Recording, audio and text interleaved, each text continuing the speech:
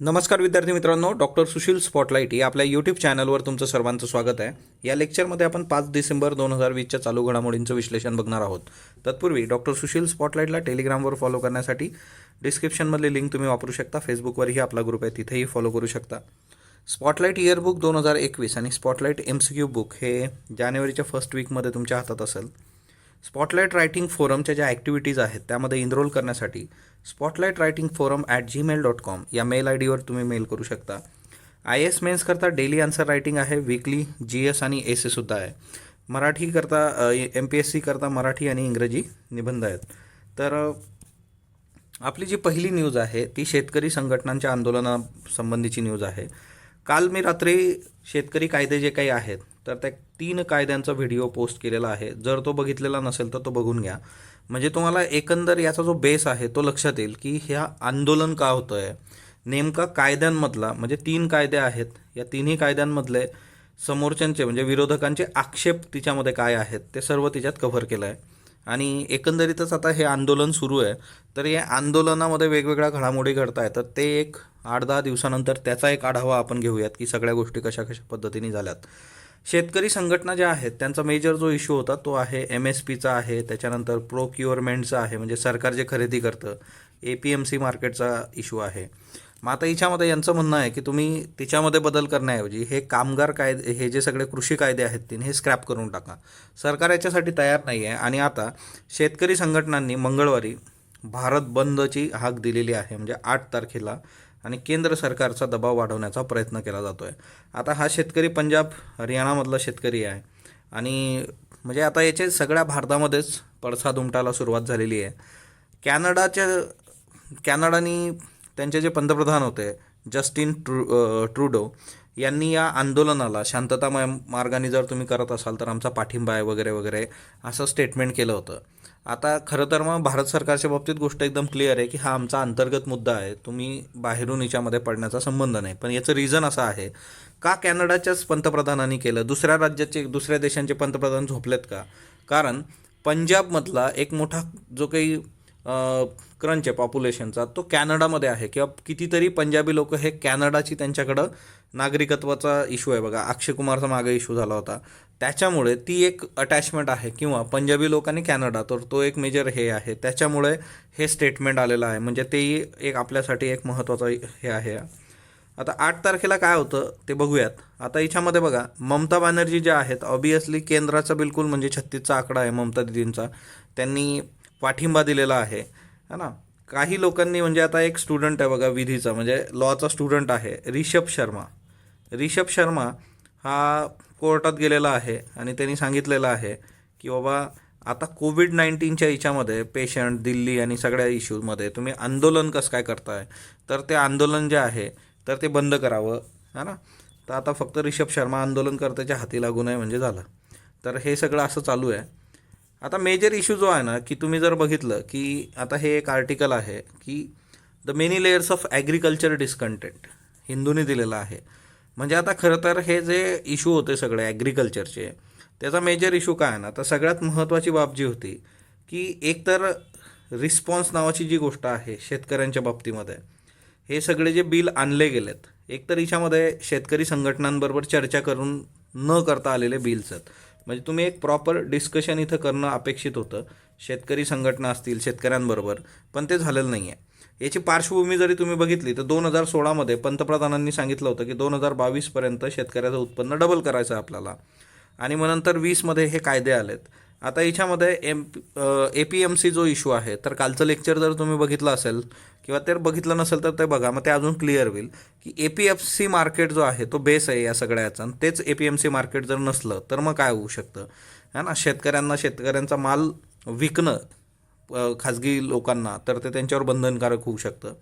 दुसरी महत्त्वाची गोष्ट की हे जे कायदे आले होते सरकारने याच्यासाठी ऑर्डिनन्स पास केला होता. आता ऑर्डिनन्स तुम्ही कधी पास करता की ज्यावेळेस एमर्जन्सी आहे आणि तुमचे जे सदन आहेत दोघं, लोकसभा राज्यसभा, ते म्हणजे त्यांचं अधिवेशन नाही आहे, अशा वेळेस ऑर्डिनन्स. आता या कृषी कायद्यांसंबंधी ऑर्डिनन्स आणण्याची गरज खरंच होती का? एवढी एमर्जन्सी कसली होती? मग त्याच्यानंतर दुसरा जो मुद्दा आहे की आवाजी मतदानाने हे पारित झालेले आहेत बघा, आवाजी मतदान. आवाजी मतदान म्हणजे टाईमपास कार्यक्रम असतो की बाबा हां किती लोकांना हे पास करायचं आहे, मग लोक आरडाओरडा होणार, ते म्हणणार हां हां पास झालं पास झालं. आवाजी मतदानाचा असा वापर बऱ्याचदा होतो, असं काही नाही की हा पहिल्यांदा झालेला आहे. मग हा एक मेजर इश्यू आहे. मग याच्यामध्ये रिच फार्मर जे आहे त्यांचाही इश्यू आहेत, असं काही नाही की फक्त गरीब फार्मरचे इश्यू आहेत.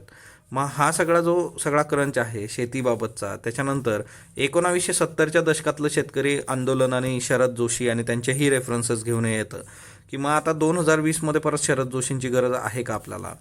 तर शेतकरी आंदोलन आणि शेतकऱ्यांचे जे काही इश्यू आहेत त्याचं एक सेपरेट लेक्चर आपण घेऊयात.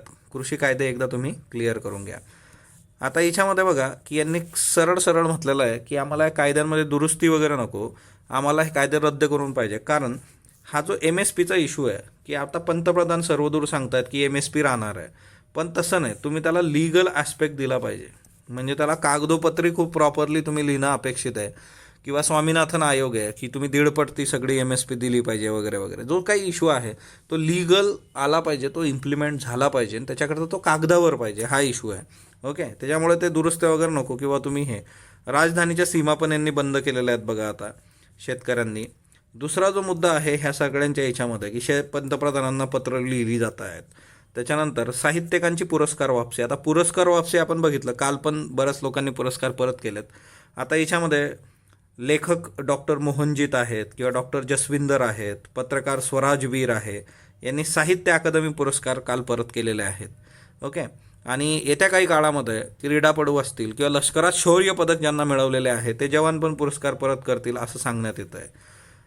शेतकऱ्यांचं आंदोलन हे जन आंदोलन झालेलं आहे. आता योगेंद्र यादव यांचं स्टेटमेंट आहे आणि 8 तारखेला एक विशिष्ट दिवस शेतकरी नेते निश्चित करतील 8 तारखेनंतर, आणि त्या दिवशी सगळे टोल नाके जे आहेत ते मुक्त केले जातील.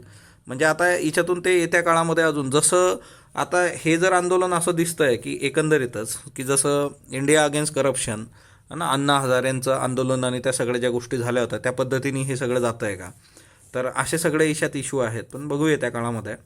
महाराष्ट्रामध्ये 10 नवीन संरक्षित वनं आणि 1 अभयारण्याची भर पडलेली आहे. महाराष्ट्रातले 10 संरक्षित वनं जे आहेत त्याच्यामध्ये कोल्हापूर जिल्ह्यातले 5 आहेत बघा. कोल्हापूर जे आहे तर कोल्हापूरमधले 5 आहेत. याच्यामध्ये चंदगड, आजरा भुदरगड, गगनबावडा, पन्हाळगड, विशाळगड, तर हे 5 आहेत बघा कोल्हापूरमधले. चंदगड, आजरा भुदरगड, गगनबावडा, पन्हाळगड, विशाळगड. साताऱ्यातले 2 आहे जोर जांभळी, मायनी. सिंधुदुर्गला 1 आहे बघा आंबोली दोडा मार्ग. विदर्भातले 2 आहेत महेंद्री आणि मुनिया. महेंद्रीची न्यूज आपण ऑलरेडी एकदा कव्हर केली होती. सो आता हे सगळे कोल्हापूरचे 5, साताऱ्यातले 2, 7, सिंधुदुर्गचं 1, 8 आणि विदर्भातले 2 असे एकूण 10 संरक्षित वन किंवा संवर्धन राखीव क्षेत्र नव्याने महाराष्ट्र सरकारने डिक्लेअर केलेत. महाराष्ट्रामध्ये आधी 6 होते, नंतर तिलारी 1 आलं होतं, तर टोटल झाले होते 7. आता याच्यामध्ये परत 10ची भर पडली आणि टोटल झालेले आहेत 17. चंद्रपूर जिल्हा जो आहे तिच्यामधलं कन्हाळ गाव जे आहे ते राज्यातलं 50वे अभयारण्य घोषित करण्यात आलेलं आहे. एकूण क्षेत्र 269 चौरस किलोमीटर आहे बघा हे. तर कन्हाळ गाव राज्यातलं 50वे अभयारण्य घोषित झालेलं आहे. तर MCQ करता हेही लक्षात ठेवा.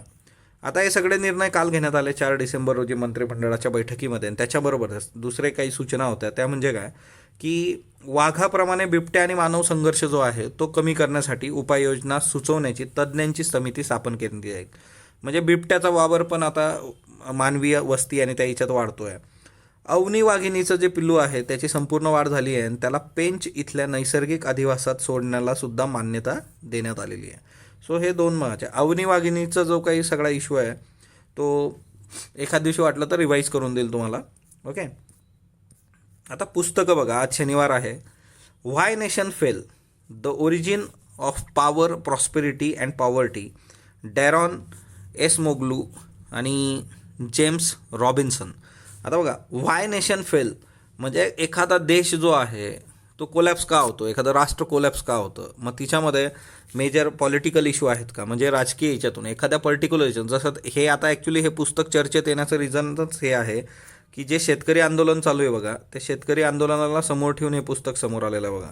त्याच्याबद्दल का लिहिलेलं आहे आता, है ना, व्हाय नेशन फेल्स.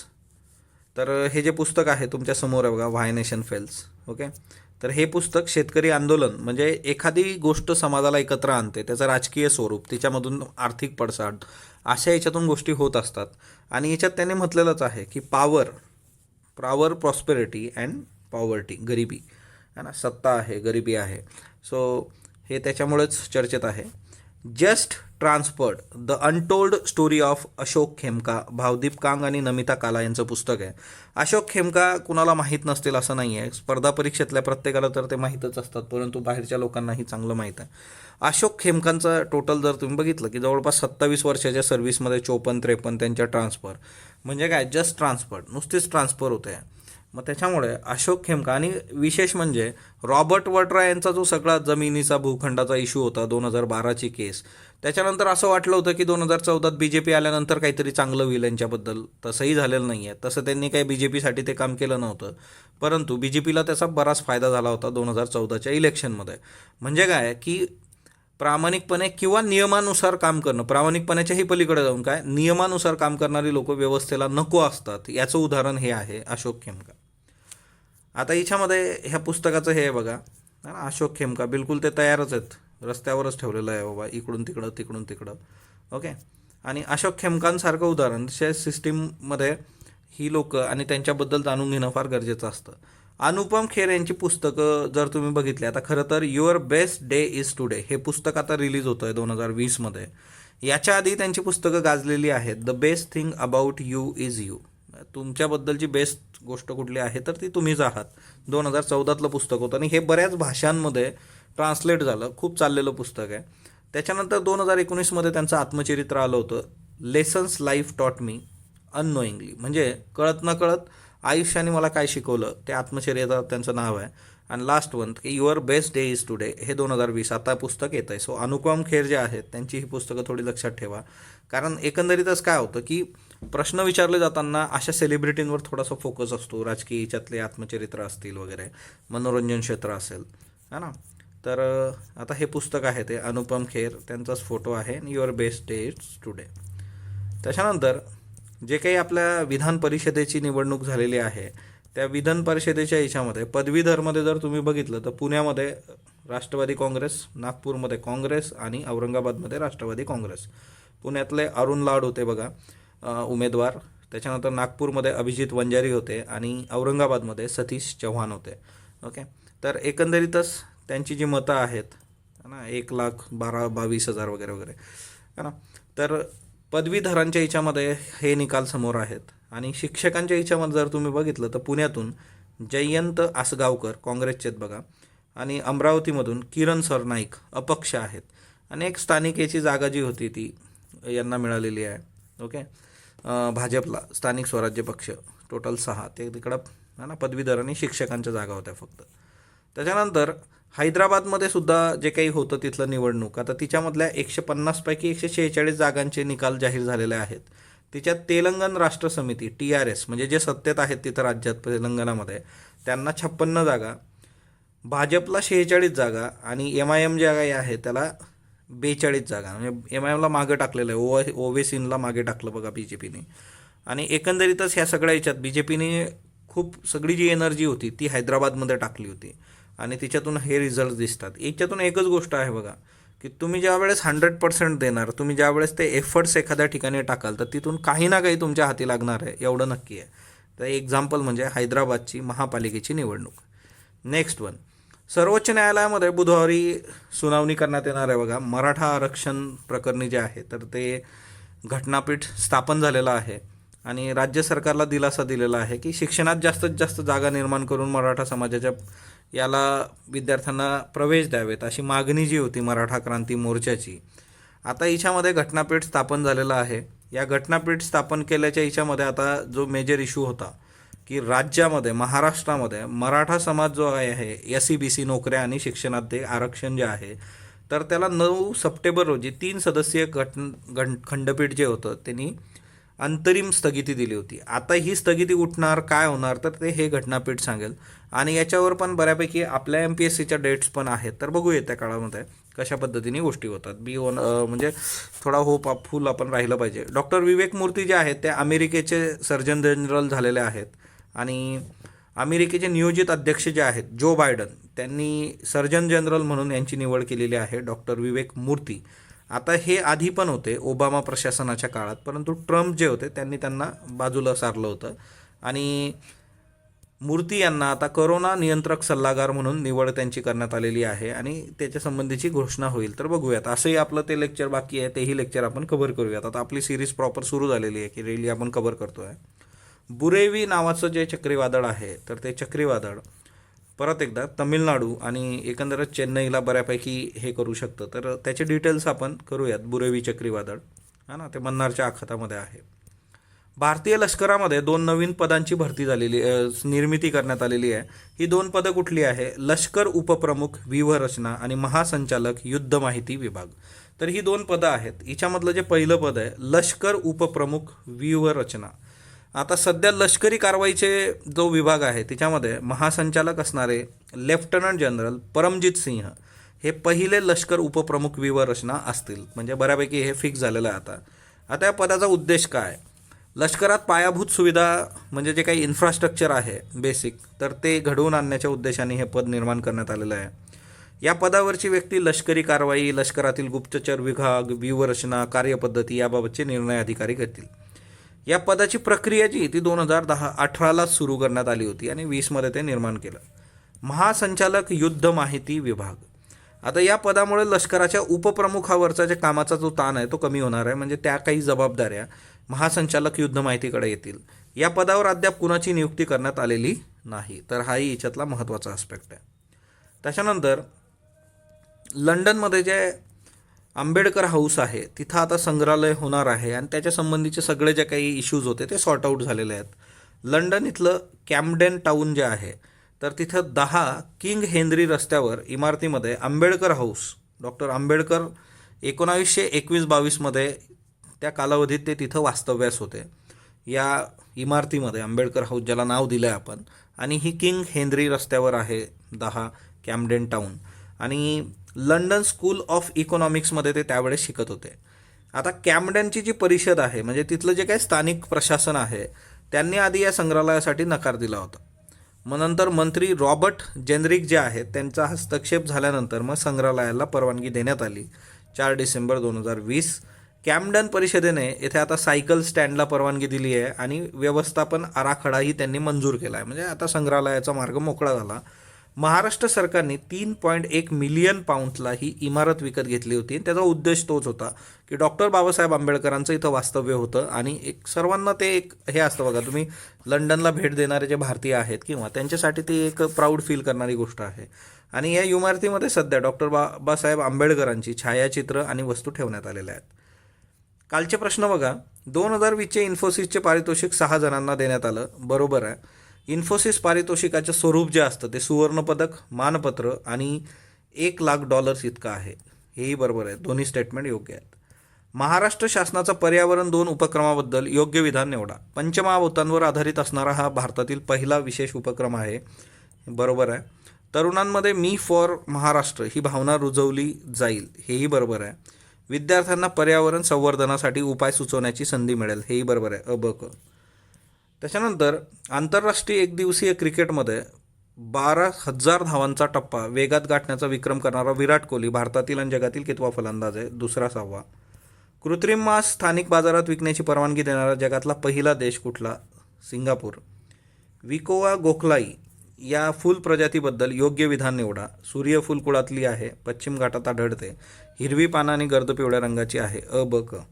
ओके. आजचे प्रश्न घ्या बघा. रणजित सिंह डिसले यांच्याबद्दल बिनचूक विधान निवडा. ग्लोबल टीचर पुरस्कार मिळवणारी भारतातील पहिली व्यक्ती. QR कोडचा वापर करून शिक्षणात डिजिटल क्रांती केली. ग्लोबल टीचर पुरस्काराची निम्मी रक्कम अंतिम फेरीतील इतर शिक्षकांना दिली. तब्बल 83 देशातील विद्यार्थ्यांना ते ऑनलाईन माध्यमाद्वारे गणित हा विषय शिकवतात. फक्त अबक फक्त ब. पापा बोबा डिऑफ खालीलपैकी कोणत्या खेळाशी संबंधित आहे? Cricket, tennis, table tennis, football. देशात प्रथम क्रमांकावरील नोंगपोक सेकमई पोलीस ठाणे कोणत्या राज्यातील आहे? मणिपूर, मेघालय, अरुणाचल, नागालँड. गर्भवतींना डोलीतून प्रवासाची योजना देणारं किंवा आखणारं राज्य कोणतं? केरळ, हिमाचल, उत्तराखंड, मेघालय. गीतांजली रावबाबत योग्य विधान निवडा. टाईम नियतकालिकाचा पहिला किड ऑफ द इयर पुरस्कार मिळाला. दूषित पेयजल, गांजा, व्यसन यावर तंत्रज्ञानाच्या माध्यमातून उपाय शोधले. फक्त अ, फक्त ब, दोन्ही यापैकी नाही. महाशय धरमपाल गुलाटी यांच्याबाबत विनचूक विधान निवडा. त्यांनी MDHची स्थापना केली. भारतातील मसाल्यांचे बादशाह अशी त्यांची ओळख आहे. 2019मध्ये त्यांना पद्मभूषण पुरस्कार मिळाला होता. फक्त अ, अ क, अब क, ब क. याची उत्तरं तुम्ही कमेंट बॉक्समध्ये देणार आहात. स्पॉटलाईटला जो तुम्ही प्रतिसाद देता त्याबद्दल मी आपला आभारी आहे. स्पॉटलाईटला लाईक करा, शेअर करा, सबस्क्राईब करा. धन्यवाद विद्यार्थी मित्रांनो.